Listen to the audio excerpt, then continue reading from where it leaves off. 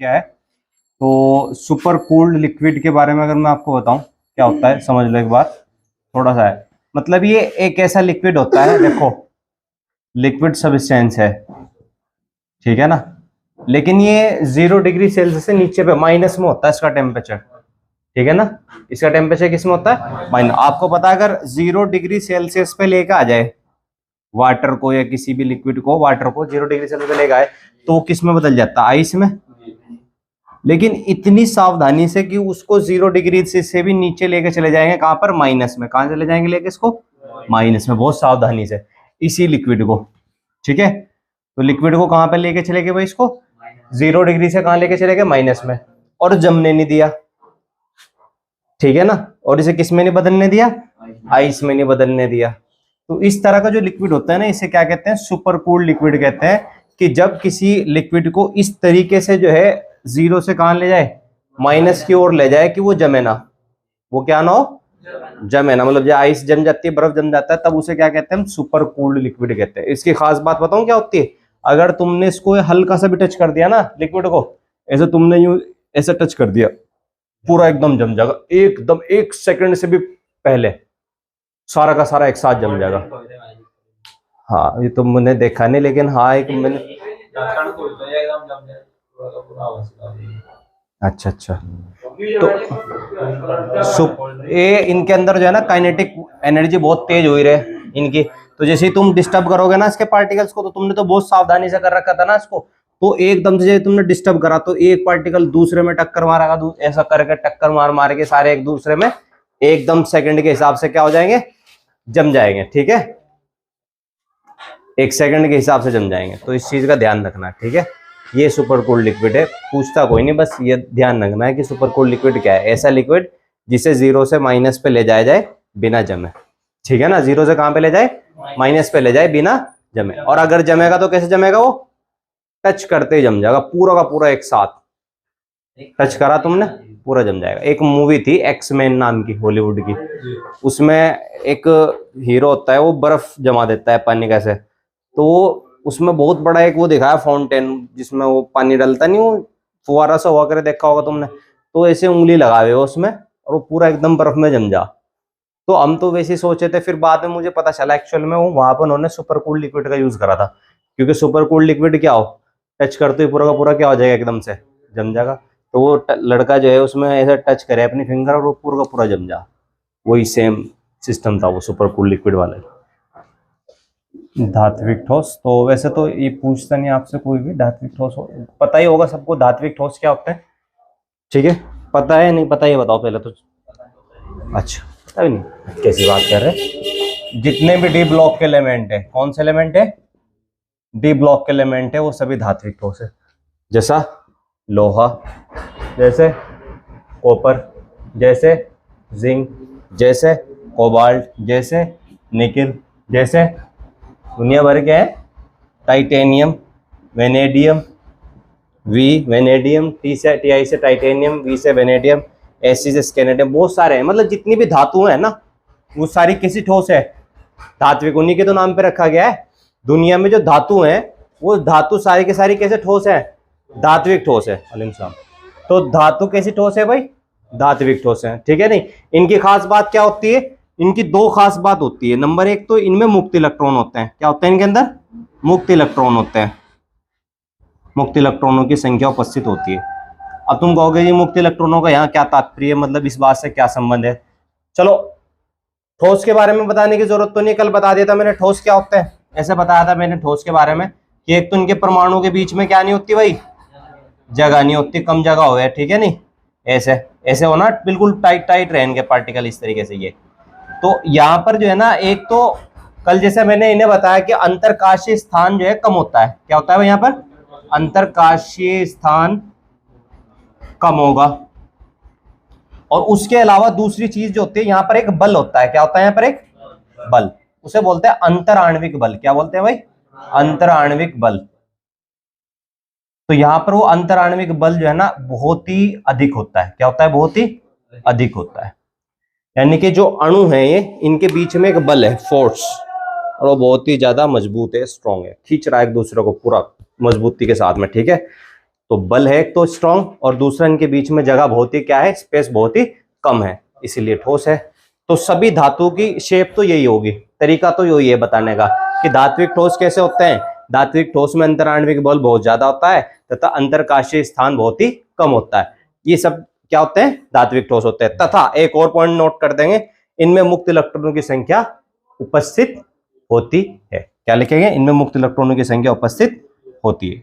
अब उपस्थित होती है, मुक्त इलेक्ट्रॉन से क्या होता है, फिजिक्स में आपने धूमधाम से पढ़ा होगा। मुक्त इलेक्ट्रॉन क्या काम करते हैं, धारा के प्रवाह को चालू करते हैं, एक तरीके से समझो, धारा के प्रवाह को लेके जाते हैं वो, ठीक है। अब यहाँ करंट जा रहा है इस तार में, पंखा चल रहा, किसकी वजह से, मुक्त इलेक्ट्रॉन की वजह से। तो धारा की वजह से धारा किसके रूप में बह रही, मुक्त इलेक्ट्रॉन के रूप में बह रही, ठीक है। बात आगे समझ में नहीं आ गई, धारा किसके रूप में बह रही, मुक्त इलेक्ट्रॉन के रूप में। जैसा मान लो यहाँ पर स्विच है और यहाँ पर पंखा है, फैन है, तुमने स्विच ऑन करा, पंखा एकदम चलने लगता है, थोड़ी देर बाद चलता है, एकदम चलता है, नहीं चलता है, स्विच ऑन करा एकदम चलेगा। ये ऐसा होता है, स्विच ऑन करा, आप वेट कर रहे, खड़े होकर चलने लगा, हाँ चल गया, ऐसा तो नहीं होता। बटन करा, खटका दबाया, चल गया। पता हूँ क्या होता है, वो जो तार है ना यहाँ से यहाँ तक, उस तार में क्या है, पूरे में मुक्त इलेक्ट्रॉन है। क्या है उसके अंदर, ऐसे इलेक्ट्रॉन लगे हुए हैं क्रम में, यहाँ तक के इलेक्ट्रॉन है। अब जैसे तुम ऑन करोगे ना, तो एक इलेक्ट्रॉन निकल के यहाँ से इसे धक्का मारेगा पीछे वालों को। अब ये बताओ, जब धक्का पीछे वालों को लगेगा, गिरेगा कौन सा, अगले वाला गिरेगा, ये सीधा कंडेंसर के अंदर, पंखे के अंदर गिरते हुए घूमना शुरू। वरना अगर ये यहाँ से यहाँ तक जाएगा ना, चले गए, तो फिर तो यूं लग जाएगी 4-5 सेकंड पंखे को, फिर तो यूं देखना पड़ेगा, कहना चलेगा, चल गया, ठीक है। वो उसका मैटर खराब हुआ रहे, ठीक है नहीं, बाकी ये है सिस्टम, तो ठीक है नहीं। तो मुक्त इलेक्ट्रॉनों की संख्या उपस्थित होती है क्योंकि ये बिजली को प्रवाहित कर सकते हैं सारे के सारे। मुक्त इलेक्ट्रॉन यहाँ बीच में जो अंतरकाशीय स्थान होते हैं ना, इनके अंदर होते हैं, जो बीच में अंतरकाशीय स्थान हो, इनके अंदर इलेक्ट्रॉन आ जाए, मुक्त इलेक्ट्रॉन, ठीक है नहीं। जो अंतरकाशीय स्थान होते हैं, ये मैं तुम अभी आगे का टॉपिक है समझाऊंगा, यहाँ पे निविड़ संकुलन अवस्था जो होगी वहां पे समझाऊंगा। हाँ, उसमें मुक्त इलेक्ट्रॉन होते हैं, लेकिन उसमें मुक्त इलेक्ट्रॉन जो होते हैं वो एक मतलब उसमें नहीं हो सकते, क्रम में नहीं हो सकते, अनिश्चित क्रम में होते हैं। तो इसमें क्या होता है, क्रम में होता है। तो क्रम वाले इलेक्ट्रॉन धारा का प्रवाह बना देते हैं, अनिश्चित क्रम इलेक्ट्रॉन जो होगा वो धारा का प्रवाह नहीं बना सकते। ये बात अगर आपने अपवाह वेग या इलेक्ट्रॉनों का अनुगमन वेग पढ़ा होगा तो आप समझ जाओगे। है किसी के याद अपवाह वेग या अनुगमन वेग, मुक्त इलेक्ट्रॉनों का अपवाह वेग या अनुगमन वेग, वहां सही है, वहां इलेक्ट्रॉन ऊपर नीचे हो रहे हैं, और मैंने बताया था हल्का सा करंट दो, हाँ तो वे सीधे एकदम दिशा में आ जा, एकदम बहने लग जा, ठीक है। तो इलेक्ट्रॉनों का भी जब फायदा है, जब काम करेंगे, जब वे सही एक अवस्था में होगा, सही एक ऑर्डर में होगा, नहीं तो कोई फायदा नहीं है। ग्रेफाइट ठोस, क्रिस्टलीय ठोस है ग्रेफाइट। अच्छा, इनमें से कौन सा है, धात्विक तो नहीं होता, ये धात्विक ही होगा, जाहिर सी बात है, क्योंकि धातु तो नहीं है, कार्बन का ही तो बना हुआ है, और कार्बन है धातु है धूमधाम से। क्या चीज, हीरा, हीरा भी कार्बन का ही बना हुआ है, जाहिर सी बात है। हीरा सह संयोजक ठोस है या नेटवर्क ठोस में आ जाएगा। तो नोट कर लिया तुमने, जो सबसे ज्यादा इसके अंदर वो होगा बल, सह संयोजक होगा। अभी इसी के बाद में जस्ट 2 हेडिंग है, टेंशन ना लो, इससे जस्ट अगली हेडिंग हुई है। तो इसमें लिखो भाई धात्विक ठोस में, आप बोल दो हेडिंग लिखो सारे के सारे, वही हेडिंग लिख दो धात्विक ठोस, और इसमें लिखना शुरू करेंगे, मैं बोल रहा हूं, ठीक है। लिखो भाई, इन धातुओं में मुक्त इलेक्ट्रॉनों का एक समुंदर उपस्थित होता है। इन धातुओं में मुक्त इलेक्ट्रॉनों का एक समुंदर उपस्थित होता है। समुंदर समझ गए, हाँ, समुंदर यानी कि बहुत सारे इलेक्ट्रॉन, जैसा मैंने अभी तुम्हें समझाया। जिस कारण से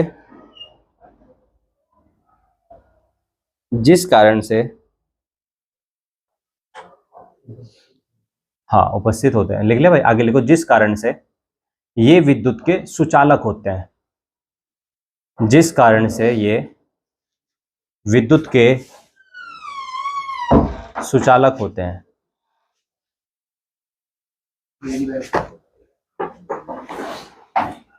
जिस कारण से ये विद्युत के सुचालक होते हैं।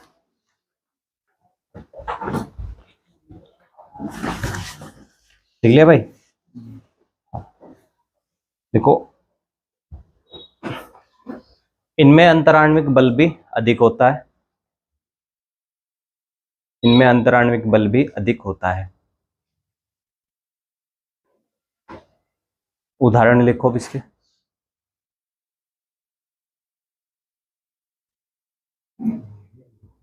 हाँ, इनमें अंतराण्विक बल भी क्या होता है भाई, अधिक होता है। उदाहरण में लिखेंगे सभी डी ब्लॉक के तत्व।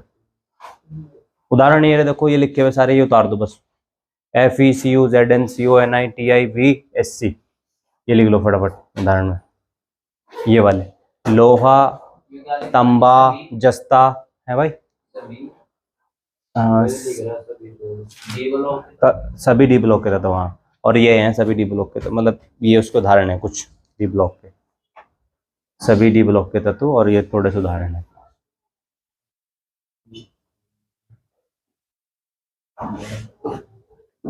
खाट कूट लगी थी हमारी। अगली हेडिंग डाल दो, जिसमें बात आई थी ना, ये पूछ रहे थे कि ग्रेफाइट और हीरे के बारे में, तो ग्रेफाइट और हीरा दोनों यहीं आ जाएंगे। हेडिंग डाल देंगे सारे, नेटवर्क ठोस या सहसंयोजक ठोस।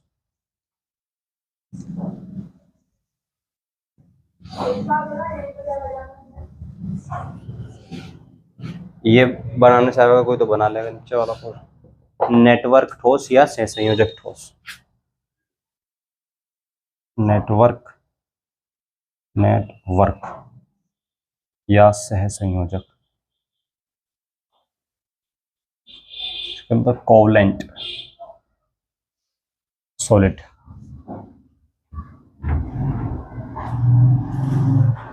नेटवर्क और सहसंयोजक ठोस या कोवलेंट सॉलिड कहते हैं।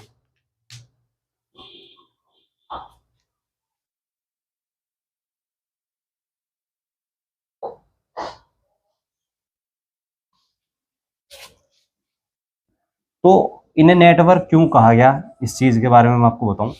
बेसिकली इनकी जो संरचना होती है ना, वो विशाल होती है। विशाल का मतलब बड़ी संरचना होती है, ठीक है ना। तो इनकी बड़ी संरचना के कारण, बड़ी संरचना के कारण इन्हें क्या कहा गया है भाई, नेटवर्क कहा गया है। ठीक है, नेटवर्क बड़ा ही तो हो भाई नेटवर्क। जैसे कि इसके दो उदाहरण से मैं आपको अगर समझाऊं, एक आपने सुना होगा हीरा, और एक आपने सुना होगा ग्रेफाइट। दो वर्ड आपने खूब धूमधाम से सुने होंगे, हीरा और ग्रेफाइट। दोनों के दोनों ही आपने पढ़ा होगा, बचपन से पढ़ते आ रहे होंगे, कार्बन के अपर रूप हैं। क्या है भाई ये, कार्बन के अपर रूप, यानी कार्बन के दूसरे रूप हैं, हीरा भी और ग्रेफाइट। यो भी कार्बन का बना हुआ है, यो भी किसका बना हुआ है, कार्बन। फर्क होता है कहां पर, वो मैं तुम्हें बताऊं। हीरा जो होता है ना, कार्बन होता है, कार्बन, थोड़ा सा यहां समझो, कार्बन होता है, कार्बन का एटॉमिक नंबर कितना होता है, 6। तो जब आप बोर के अनुसार इसका इलेक्ट्रॉनिक विन्यास लिखेंगे 2,4, तो इसकी बाह्य कक्षा में कितने इलेक्ट्रॉन है भाई, 4। तो बाह्य कक्षा में 4 इलेक्ट्रॉन का मतलब इसकी संयोजकता कितनी है, 4। बताया था मैंने 4 संयोजकता होती है इसकी। तो 4 संयोजकता वाला एलिमेंट है, और इसमें कार्बन की 4 की 4 संयोजकता पूरी होती है। तो यहाँ पर तो हीरे के नीचे लिखेंगे संयोजकता पूरी। संयोजकता क्या होगी, पूरी, पूरी मतलब कंप्लीट हो जाएगी, तो यहाँ पे कंप्लीट है। और ग्रेफाइट में क्या हो जाएगी, ग्रेफाइट में अगर लिखना हो इनकम्प्लीट, क्या होगी भाई, इनकम्प्लीट का मतलब क्या हो गया, पूरी नहीं है। हीरे में संयोजकता कैसी है भाई, पूरी है। और ग्रेफाइट में संयोजकता कैसी है, अधूरी है, इनकम्प्लीट है। मान गए। अब पूछोगे आप कैसे जी, वो एग्जाम्पल में हम संयोजकता इसमें लेंगे डायग्राम में। जैसे कि मान लो पहले हीरे की संरचना बना रहा हूं मैं, यहाँ पे ऐसे कार्बन जुड़े हुए हैं।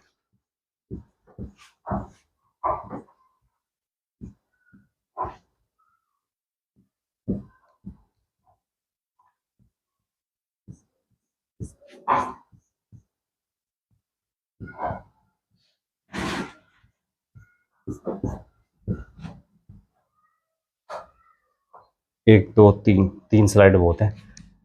तो मान लो ये होगी हीरे की, हीरा। अब इधर साइड में ग्रेफाइट को दिखाते हैं। तो ग्रेफाइट में ऐसे 1 2 3, 1 2 3, 1 2 3।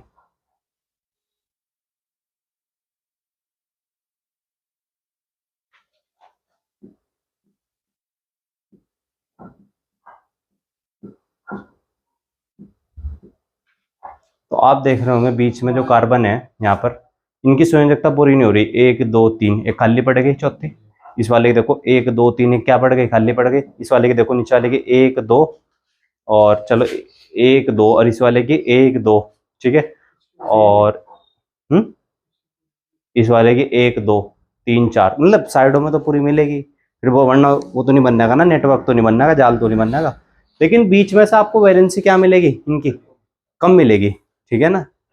बीच में से क्या मिलेगी, इनकी वैलेंसी कम मिलेगी। यानी कि अगर वैलेंसी कम है तो उसका मतलब इनके पास क्या मिलेंगे, क्या चीज उपस्थित मिलेगी इनके पास, इलेक्ट्रॉन मिलेंगे इनके पास, कमी नहीं, इलेक्ट्रॉन मिलेंगे। तो यहाँ पर संयोजकता का मतलब क्या है, कार्बन की संयोजकता होती है धनात्मक, यानी कार्बन की जो नेचर है प्रकृति है धनात्मक, यानी कि इलेक्ट्रॉन को देने की प्रकृति रखता है। और यहाँ इसने मानने की बात है 3 इलेक्ट्रॉन दे दिए तो 1 बच रहा इसके पास, यहाँ 2 दे दिए तो कितने बच रहे इसके पास, 2 बच रहे, यहाँ भी 2 बच रहे।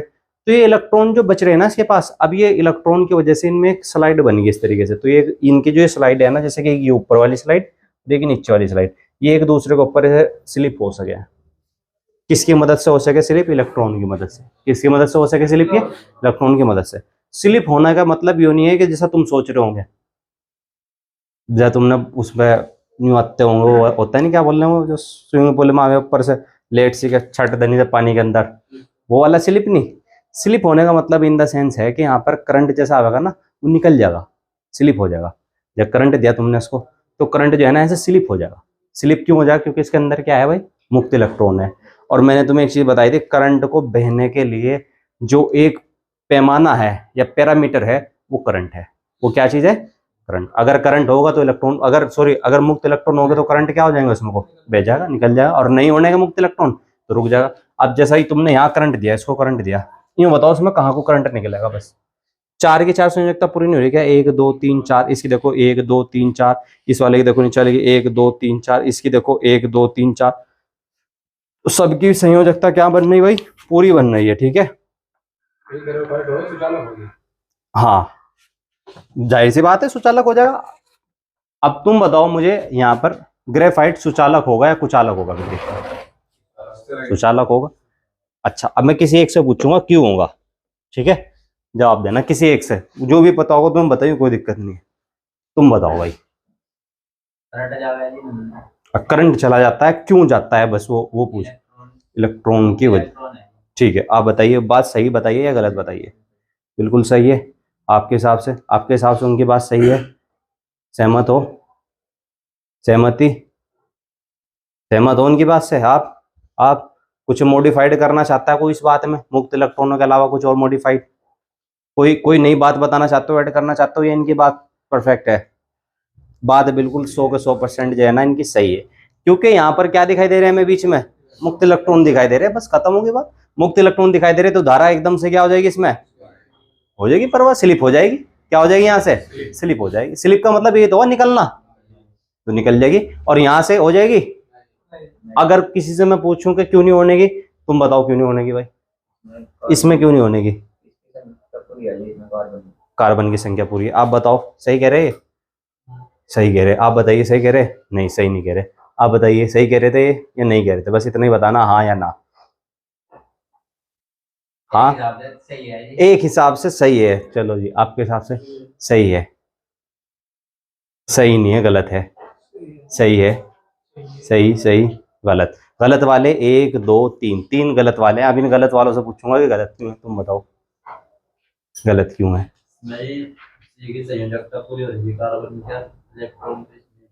ओके आपने भी गलत बताया था। अच्छा तो वो कार्बन तो यहाँ भी पूरे हैं कार्बन यहाँ भी पूरे हैं, फर्क बस इतना ही है जो इन्होंने बता दिया कि यहाँ पे जो है ना मुक्त इलेक्ट्रॉन थे और यहाँ पे नहीं थे मुक्त इलेक्ट्रॉन। यहाँ पे इसकी संयोजकता पूरी, कार्बन तुमने बताया कि कार्बन पूरे हैं यहाँ पे।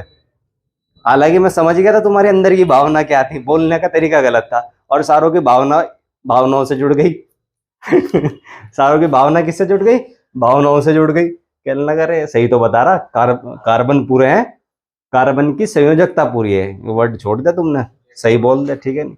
हाँ अगर तुम्हें यकीन नहीं होगा तो वीडियो में देख लियो, तुम गलत बोल लेते, ठीक है। तो कार्बन की संयोजकता क्या है यहाँ पर, पूरी है, इसलिए विद्युत प्रवाह नहीं होने की। फटाफट नोट कर लेंगे डायग्राम सही, 2 नंबर में पूछेगा आपसे। हाँ थ्योरी लिखनी, पहले डायग्राम बना लो, उसके नीचे थ्योरी लिख लो फिर इसकी। 2-3 लाइन की। तो पहले एकक कोष्ठिका को समझ लेते हैं। एकक कोष्ठिका, कोष्ठिका, एकक का मतलब तो एक ही हो गया, संस्कृत का वर्ड है इसलिए एकक बोल दिया। और कोष्ठिका का मतलब कोशिका, कोशिका का मतलब पता है तुम्हें, सेल।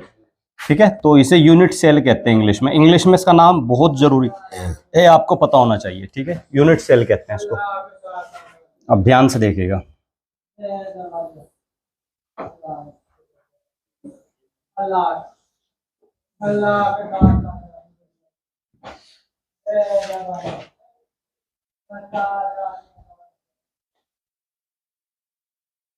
ये बचपन में डब्बे से तो बनाए होंगे तुमने, बना बनाए खेल लेते नहीं भाई, ऐसे ही मिला देते हैं कोने से कोने। अब भी बना लो। चल ये बन गया बॉक्सर। ठीक है, तो एक एक कोशिका जो होती है इसमें 8 कोने हुए हैं। देखो, एक कोना, 2, 3, 4, और 4 ही ऊपर के हो गए, 5, 6, 7, 8। सबसे नहीं, कहाँ रह गया, 8 पूरे हो गए। देख ले, 4 नीचे के और 4 ऊपर के। गौर से देख, माइक्रोस्कोप कहाँ दे रहा, जूम करने वाला, मुझे जूम जूम अच्छा अच्छा, कहाँ चमक रहे बता, मुझे नहीं दिखते। कौन सा वाला, यो कौन, यो कौन है, यो कह रहा क्या, अरे नहीं, ज्यादा मामला खराब हो रहा उसका, मतलब आंखों में घनी दिक्कत से है भाई, घनी दिक्कत से मतलब। चलो, एक डब्बा है ऐसे समझ ले तू, इसे मान ले, ठीक है, इसे मान ले। ठीक है, एक कोष्ठिका है। इसमें ये बताओ यहाँ कोने कितने दिखाई दे रहे हैं, यहाँ कितने कोने इसके फ्रंट पे, बस ये बताओ। 4 है, 1 2 3 4, और 4 ही पीछे होंगे, 1 2 3 4, टोटल 8 कोने हैं। हर कोने पे एक परमाणु बैठा, क्या बैठा हर कोने पे एक, टोटल कितने परमाणु बैठे हैं बताओ, 8। तो यहाँ पर आएगा कुल परमाणु की संख्या बराबर कितना हो गया, कुल परमाणु बराबर 8। एक नंबर में फिक्स है, आना ही आना है टॉपिक, ध्यान से ध्यान रखना। 8 आए, क्यों आए कुल परमाणु 8, क्योंकि कोने कितने हैं, कोने भी इसमें कितने हैं भाई, 8 है, और हर एक कोने पे एक परमाणु है। अब यहां पर पूछेगा एक कोशिका में कुल परमाणु कितने हैं, एक कोशिका में कुल परमाणु कितने हैं, ये पूछेगा आपसे। कुल परमाणु की संख्या बराबर, अरे रुक जा, शांत गलधारी भीम, शांत। देखो भाई जरा ध्यान समझेंगे, जैसा ये हो, देखो भाई अब इसे बंद करके यहाँ समझो भाई, कोर्स है, नोट ना करिए कुछ भी, नोट जब करिए जब मैं बैठ जाऊंगा तसल्ली से, तुम तो यहाँ देखो बस बोर्ड पे। परमाणु ऐसे है जैसे कि यहाँ है, ये है परमाणु, ठीक है। तो परमाणु का जो मैक्सिमम हिस्सा है वो परमाणु का कहाँ है, बाहर है। परमाणु का मैक्सिमम हिस्सा कहाँ है, बाहर। थोड़ा सा हिस्सा इसका अंदर है कोने में, मतलब इस कोशिका का, ये जो कोशिका थी ना, परमाणु का मैक्सिमम हिस्सा से बाहर है। कितना हिस्सा अंदर है वो मैं बता दूं, 1/8वां हिस्सा। कितना हिस्सा अंदर है भाई, 1/8वां। यानी कि ऐसा समझ लो, एक चीज है पूरी की पूरी, एक पिज्जा आया, क्या आया, एक पिज्जा आया, खाने वाले 8 लोग थे, तो क्या करेंगे, छुरी चलाएंगे नहीं चलाएंगे उसमें, बीच में 8 पीस बना लेंगे उसके, 1 2 3 4 5 6 7 8, ले भाई एक एक एक एक करके सारों में बांट दी। तो इसका मतलब ये हो, जो एक परमाणु है ना, इसके 7 हिस्से तो कहाँ है, बाहर है, और 8वां हिस्सा कहाँ है, इसके अंदर है। ठीक है, यानी कि इस हिसाब से जुड़ रहा, बस ये हल्का सा टच हो रहा है इससे, इसका मतलब ये हल्का सा टच हो रहा है परमाणु, तो इसका 8वां हिस्सा तो इसके अंदर, बाकी सारे हिस्से कहाँ है, बाहर। और इसका भी कौन सा हिस्सा अंदर है, 1/8वां। इसका भी कौन सा, इसका भी सबका 1/8 है। ठीक है, अब मुझे बताओ कुल परमाणु की संख्या कितनी हो जाएगी। कुल परमाणु कितने हैं भाई, 8, और हिस्से कितने हैं इनके अंदर, 1/8 गुणा 1/8, 8 से 8 क्या हो जाएगा, धूमधाम से कट गया, 8 से 8 बराबर कितना आ गया, 1। तो कुल परमाणु की संख्या कितनी है कोष्ठिका में, 1। एक नंबर आपका पक्का हो गया, चाहे भी ले लो चाहे बोर्ड में ले लो। किन को नहीं जोड़ा, अरे यार सारों को जोड़ा, ये तो मैंने बस लिखा ही तो नहीं, मैंने कहा मगर सब पे ही है बस 1/8 1/8। देख 8 कोने लग, ये 8 कोने थे, 8 के 8 ले लिए, कितना हिस्सा है सारों का, 1/8वां हिस्सा है अंदर, गुणा कर दी, तो जितना भी हिस्सा था उससे जोड़ गुणा कर दी, और 8 से 8 कट गया तो बचा कितना, एक बचा बस। और इससे बाहर है, मतलब ये एक तरीका है परमाणु को जोड़ने का। अभी आगे का बहुत, अब जैसे हम यहाँ देखिए, मैं यहाँ खड़ा है इस जगह पे, तो क्या सिचुएशन है फिलहाल, मेरा 50% हिस्सा कहाँ है, अंदर इसके, और 50% हिस्सा कहाँ है, बाहर। तो मेरा कंट्रीब्यूशन अगर पूछो तुम यहाँ पर इस सिचुएशन में कितना है, 50-50 है, नहीं है, आधा आधा 1/2 है, तो मेरे 1/2 हिस्सा इधर और 1/2 हिस्सा कहाँ है, इधर, ठीक है नहीं, दो कमरे है ना, है सेपरेट नहीं, अलग अलग नहीं है। तो मैं ऐसी सिचुएशन पे खड़ा हूं कि मेरे थोड़ा सा हिस्सा कहाँ है, यहाँ, और थोड़ा सा हिस्सा यहाँ, यानी कि आधा हिस्सा इधर और आधा हिस्सा इधर। तो इसका मतलब ये परमाणु इस तरीके से लगा हुआ है कि उसका 1/8वां हिस्सा अंदर और बाकी सारा कहाँ है, बाहर, जैसे कि तुमने देखा होगा बस में। अब समझाता हूँ तुम्हें बढ़िया तरीके से, जब लटक के जाए बस में, बस हाथ अंदर बाकी सारा बाहर, ठीक है नहीं, हाथ अंदर है बस, बाकी सारा लटका पड़ा है, एक पैर बस, वो भी एक मुश्किल से रख रखा, और बाकी सारा बाहर है। तो बस वो उसका 1/8वां हिस्सा ही है अंदर, बाकी सारा तो बाहर ही है भाई। हाँ, हो जाता बहुत सी बार बस में जब जगह नहीं मिलती। हाँ, और यूं रहे के अंदर बहुत जगह है, जल्दी नोट करो से, थोड़ी सी और जगह है, होले अंदर को। हाँ, अरे क्या हो जाए जो अंदर, वो बेचारे पे बिच बिच के कहने लग रहा है अपनी जगह रही फिर भी लोग इतना अंदर कर दें उन्हें भी, कि कुल मिला के बहुत सा तो बेचारा जो हल्का फुल्का सा हो, उसके पैर जमीन पे भी नहीं रहते, वो ऊपर रहे हवा में, वो भी सोचा कहना चल बैठने को नहीं मिला, कम से कम खड़े बैठे सही है, ठालियों से लोग आगे पीछे से। ऐसा मेट्रो में हो गया था एक बार मेरे साथ, दिल्ली मेट्रो में इतनी भीड़ हो रही थी, पेपर दे के निकले थे नीट का, कि जैसे सपोजिट में वो था, पता नहीं कौन सा, जिसमें सबसे ज्यादा भीड़ हो, राजीव चौक मेट्रो स्टेशन, वहां से बस जो मैं अंदर गया था ना, कम से कम इतनी दूरी होगी जैसे यहाँ से इस दीवार की, मैंने पैर ऊपर कर लिए थे अपने, और मुझे नहीं पता मैं किस तरह, लेकिन मैं मेट्रो के अंदर था, ठीक है ना, पैर मेरे ऊपर थे लेकिन मैं मेट्रो के अंदर था। देख लो, भीड़ अपना आप लेगी खींचो, हमने देखा हुआ कोई फायदा ही नहीं पैर चलाने का, ढालो ऊपर को चारों तरफ से बीच रखा था तो ये सिस्टम था, कभी कभी ऐसा भी हो जाता। चलो भाई, एक कोष्टिका का हो गया भाई सिस्टम। अब देखते जाओ तुम, अब इसके क्या भी आए, ये परिभाषा भी आएगी, देखो परिभाषा भी एक लाइन की इसकी, एक लाइन की परिभाषा लिखो इसकी, अगर ये कर लिया नोट सबने, डायग्राम जरूर बना लेना यो, इसके बिना इसका जीवन अधूरा है। अरे धूमधाम से बना के आइए, खूब नीले पेन से बना के आइए। पेपर में कौन सा पेन का इस्तेमाल करा करो, नीले का या काले का? हाँ, मैं नीले का, या काले से करोगे या नीले से। हेडिंग, हाँ हेडिंग के लिए कर लिया करो काले पेन का इस्तेमाल,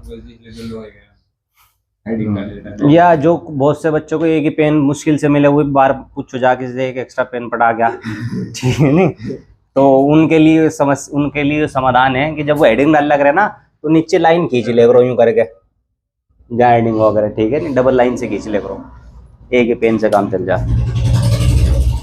लोग तो यूपीएससी का पेपर एक पेन से लिख के आ जा, हम तो फिर भी बोर्ड का लिख रहे। इसमें लिखो भाई, किसी क्रिस्टल की सबसे छोटी इकाई को, एक लाइन की परिभाषा है सिर्फ, किसी क्रिस्टल की सबसे छोटी इकाई को एकक कोष्टिका कहते हैं, खत्म। किसी क्रिस्टल की सबसे छोटी इकाई को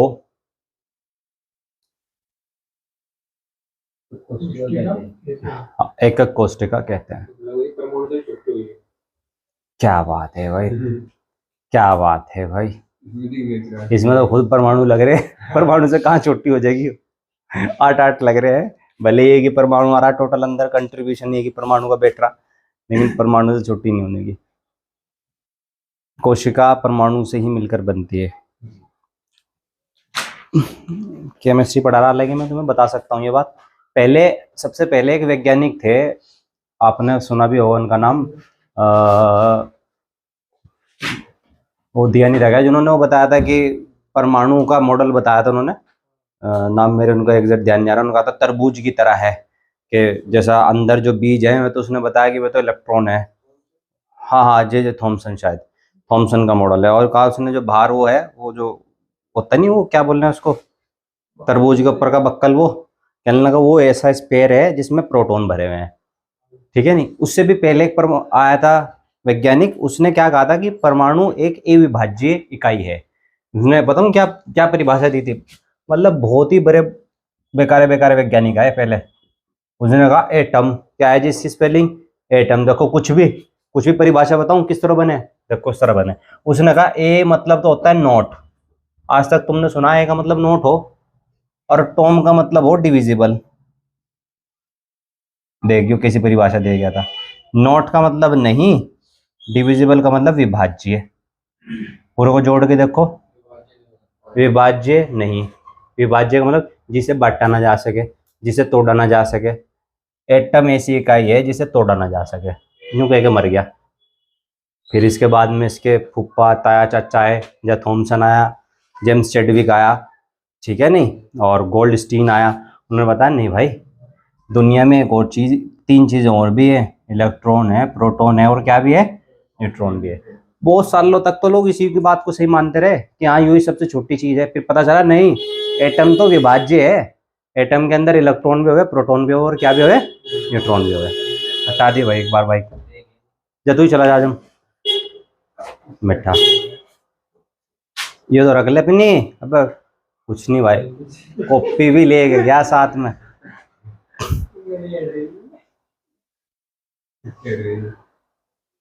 सही तरह इधर मैंने घर का बाइक एक साइड में ना,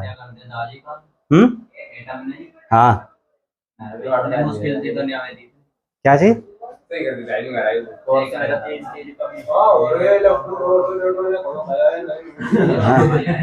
हाँ सही नहीं बता देता ने, जुगाड़ फिट कर दिया था ना, कहने लगा ले ए विभाज्य का ये कैसे परिभाषा दे गया था। सबसे बड़ा वैज्ञानिक किस चीज में, केमिस्ट्री के वैज्ञानिक, केमिस्ट्री के जो फादर है वो तो है एंटोनियो ल्यूरेंट लेवोजियर, और फिजिक्स के सर आइजैक न्यूटन को ही कहा जाता है फादर। और उसके अलावा बायोलॉजी में अलग अलग हैं, जूलॉजी के जो फादर हैं वो शायद अरस्टू को कंसिडर करा जाए, और बॉटनी के जो फादर है वो थियोफ्रेस्टस है। तो सबके फादर पिता अलग अलग हैं, तो जो पिता है उन्हीं को सबसे बड़ा मान लो। वैसे दुनिया की नज़र में जिसके कुछ मेरे हिसाब से काम आ रहे ज़्यादा एक्सपेरिमेंट, वो इस तरह के कुछ लोग हैं, जैसा कि नाम सुना ही होगा सर अल्बर्ट आइंस्टाइन, ठीक है नहीं, न्यूटन के भी लोग काफ़ी उपयोगी हैं। मैं मर जाता। ग्रेगर जॉन मेंडल भी यहाँ काम की बात बताई वो, हाँ देख लो। ग्रेगर जॉन मेंडल को बेचारा क्या था, वो बन गया था चर्च का पादरी। अब ब्याह तो हो नहीं सकता, ऑर्थोडॉक्स उसमें कम्युनिटी में जो पादरी होगा उसका ब्याह नहीं हो सकता, वो पादरी ऐसा होना चाहिए जिसकी शादी ना हुई हो, ठीक। बस उन बच्चा बेचारे ने कहना हुआ जिंदगी में कुछ है तो है नहीं, वहाँ था गार्डन पीछे, वो तो मटर को लेकर मंड गया, हट जा, मटर में करवा रहा क्रोस फटाफट फटाफट, ठीक है, मटर ही उगा रहा, मटर ही खा रहा, मटर पे लिख रहा, कॉपी पता उसे भी नहीं था कुछ ऐसा भी हो जाएगा। आगे उसने जो अपने एक्सपेरिमेंट सबमिट कर दिए, उस टाइम चल रही थी वर्ल्ड वॉर 1, उसके एक्सपेरिमेंट देख के अन्य क्या कर दिया, कहना अरे पहले इतने बड़े मुद्दे चल रहे, दुनिया खत्म होने की कगार पा रही, इसे कौन देखेगा एक्सपेरिमेंट। फिर बाद में कुछ 2-3 वैज्ञानिकों ने जो एक्सपेरिमेंट करा, तो उन्होंने देखा यार ये सेम बात तो किसी ने पहले बता दी लगे, तो उन्होंने रिसर्च करी, देखा कहना जो हमने सिद्ध करा वो तो कर दिया किसी ने 25 साल पहले सिद्ध बाद फिर आया ग्रेगर जॉन मेंडल, तो मरने के बाद नोबेल पुरस्कार मिला था बेचारे को, देख लो ऐसा वैज्ञानिक था। हाँ अब बनते नहीं थोड़े यार, इतने नोबेल प्राइज मिलने लग रहे हैं धड़ाधड़ धड़धड़, तू बन जा, कोई दिक्कत नहीं है, बता दिए बस।